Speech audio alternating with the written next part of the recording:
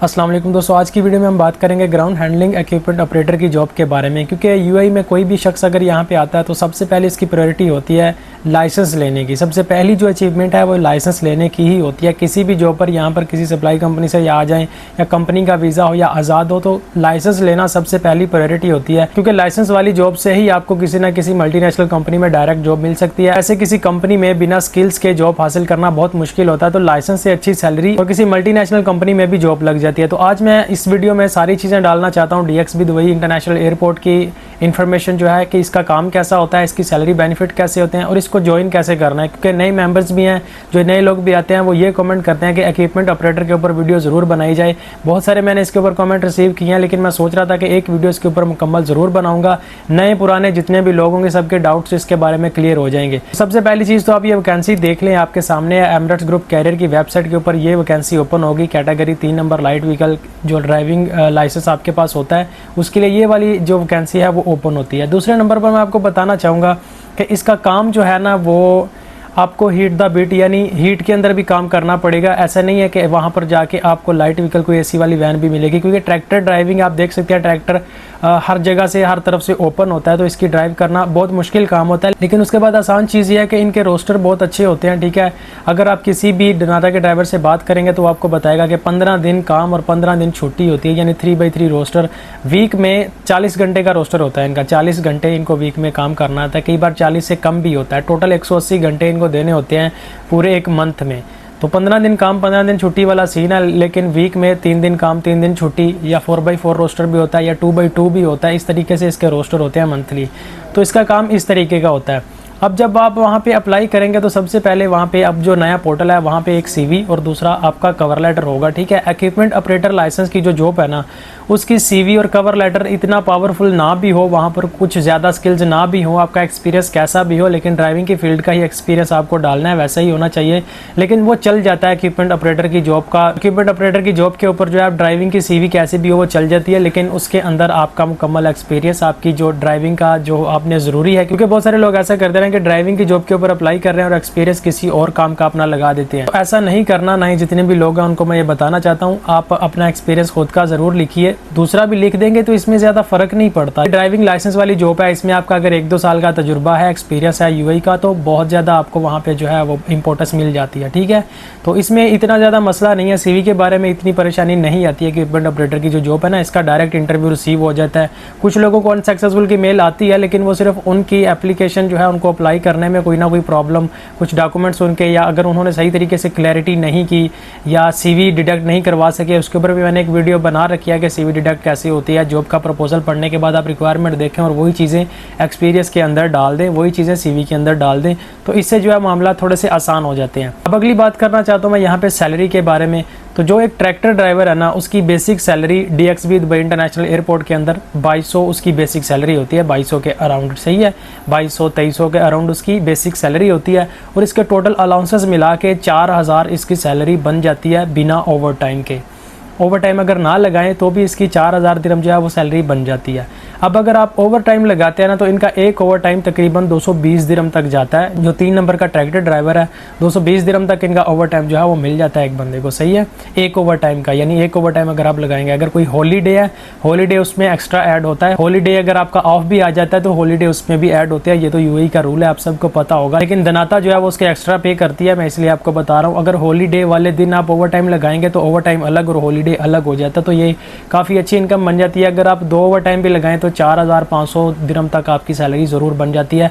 और अमूमन होता यही है कि ओवर टाइम मिलता है, लेकिन रिक्वायरमेंट बहुत ज़्यादा होती है, कई मरतबा लोड बहुत ज़्यादा होता है, इसलिए आपके रोस्टर में ही कंपनी ओवर टाइम डाल देती है। एक चीज़ और यहाँ पे क्लियर कर लें कि अगर आपको नाइट का रोस्टर मिलेगा ना तो नाइट का रोस्टर जो है उसमें नाइट का अलाउंस ज़्यादा मिलता है, यानी नाइट शिफ्ट का अलाउंस उसमें ज़्यादा होता है। वो 300 से 500 दिरहम तक आपकी सैलरी में एक्स्ट्रा आएगा अगर आप नाइट में आपका रोस्टर होगा। तो अब बात करते हैं इसके बोनस के बारे में। बोनस डिपेंड करता है कंपनी की प्रॉफिट ट्रांसपोर्ट के ऊपर, ठीक है।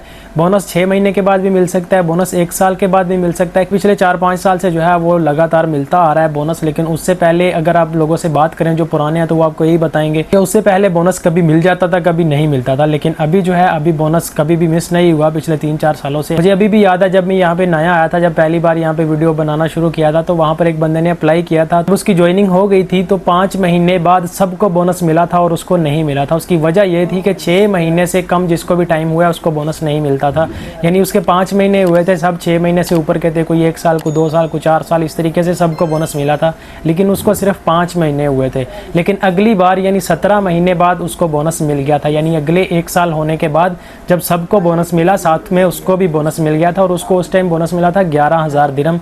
ये मैं 3 नंबर लाइसेंस ट्रैक्टर ड्राइवर की बात कर रहा हूँ। मेरा फ्रेंड है, उसको 11,000 दिरहम बोनस मिला था 1 साल के बाद। 1 साल के बाद तो सबको मिलता है ना, लेकिन जब उसने ज्वाइनिंग की थी उसको अभी 5 महीने ही हुए थे, लेकिन 6 महीने से ज्यादा जिसको टाइम हुआ उसको सालाना अलाउंस में शामिल कर दिया जाता है। अभी सैलरी भी क्लियर होगी और ज्वाइनिंग भी क्लियर होगी। अकोमोडेशन की बात करें तो अकोमोडेशन का अलाउंस आपको सैलरी में ही मिल जाता है। DXB इंटरनेशनल एयरपोर्ट के अंदर आपको उसी सैलरी में से अपनी रहाइश खुद से लेनी पड़ेगी। अगर आप 300 की बेड स्पेस लें ये भी आपकी मर्जी है, या आप 1,000 दिरहम में अपार्टमेंट में किसी के साथ हिस्से के साथ रह लें, ये भी आपकी अपनी मर्जी है। यानी आप जितने पैसे चाहें उसमें से बचा सकते हैं। अकोमोडेशन का अलाउंस जो है वो 1800 दिरहम तक होता है, फूड का और अकोमोडेशन का अलाउंस। यानी अगर 2200 के अराउंड आपकी बेसिक सैलरी है तो बाकी 4,000 दिरहम तक, 4,050 दिरहम तक भी सैलरी होती है, कई लोगों की आती है, ठीक है। तो वो सारा बाकी जो होता है वो होता है आपके अकोमोडेशन का और आपके फूड का अलाउंस। अब बात करनी है ट्रांसपोर्ट के बारे में। ट्रांसपोर्ट के बारे में मैं आपको बता देता हूं कि आप UAE में कहीं पर भी अपनी रहाइश ले लेंगे ना,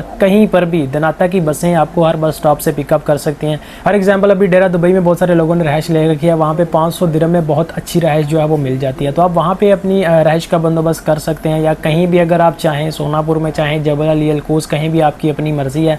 तो ट्रांसपोर्ट जो है वो दनाता आपको प्रोवाइड करती है। तो लोकेशन की आपको खुद से परेशानी लेनी नहीं पड़ेगी। आपका ये मसला तब खत्म हो जाएगा जब आपकी ट्रेनिंग स्टार्ट होंगी ना, जब आप दनाता को ज्वाइन कर लेते हैं। तो उसके बाद जो आपके साथ ड्राइवर्स होते हैं तो आपको पता चल जाता है कि इनकी लोकेशन कहाँ पर है, या मेजोरिटी में ये लोग कहाँ पर रहते हैं जहाँ से ट्रांसपोर्ट इनको पिकअप करती है। तो आप वहाँ पे ले सकते हैं। फिर वहाँ पे ऐसे लोग भी हैं जो यहाँ पे फैमिली के साथ रहते हैं, यानी 1,000-1,500 दिरहम तक अपार्टमेंट शेयर करके वो रह रहे होते हैं, अपना रूम, किचन, ये सब चीज़ें मिल जाती हैं यहाँ पे।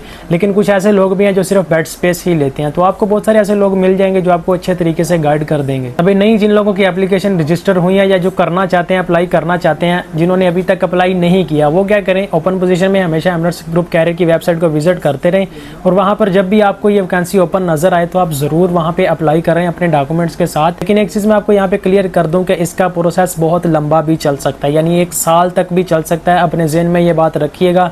अप्लाई करने का मतलब ये नहीं है कि फ़ौरन से रिस्पॉन्स आ जाएगा, ठीक है। जैसे ही आप अपनी फाइल को सबमिट करेंगे, एप्लीकेशन रिसीव्ड के बाद बहुत ज़्यादा टाइम भी लग जाता है, ठीक है। अगर आपको अनसक्सेसफुल की मेल 3 महीने के अंदर नहीं आ रही ना, तो फिर आप लोग इस चीज़ को श्योर कर लें कि आपको अगले टास्क जो है वो ज़रूर मिलेंगे, लेकिन ये डिपेंड करेगा कंपनी पे, ठीक है।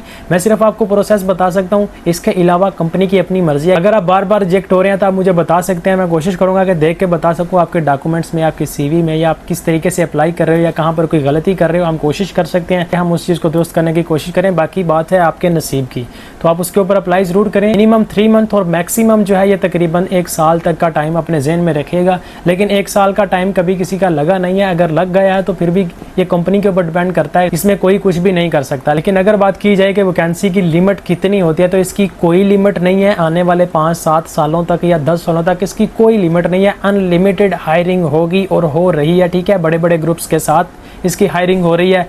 इंटरनल भी ट्रांसफ़र होते हैं, आउटसाइडर कोई अप्लाई करता है वो भी ट्रांसफ़र होते हैं। आप अप्लाई करें, बाकी बात है नसीब की। प्रोसेस मैंने आपको बता दिया। अगर आपको कोई भी डाउट रहा हो तो आप कमेंट सेक्शन में ज़रूर पूछिएगा। और आपने अभी तक अप्लाई किया है या नहीं किया, आप अपनी कंट्री से अप्लाई कर रहे हैं, आप यहीं से अप्लाई कर रहे हैं, आप कमेंट सेक्शन में ज़रूर बताइएगा। और आपका स्टेटस क्या है ये भी कमेंट सेक्शन में ज़रूर बताइएगा। बाकी अगली वीडियो में मैं कोशिश करूँगा कि DWC के ऊपर भी एक वीडियो ज़रूर बनाऊँ, क्योंकि उसकी सैलरी, अकोमोडेशन, फूड अलाउंस, ये हर चीज़ उसकी डिफरेंट है, ठीक है। उसका काम भी डिफरेंट है।